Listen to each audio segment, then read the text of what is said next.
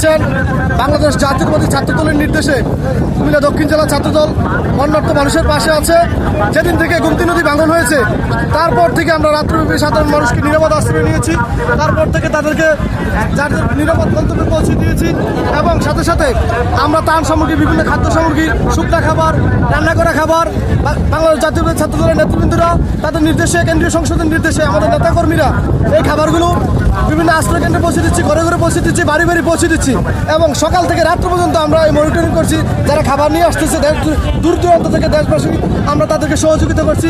খাবার যাতে বন্যার্ত মানুষের পাশে পৌঁছে যায়, ঘরে ঘরে পৌঁছে যায়, আমরা সেই ধরনের সহযোগিতা করছি।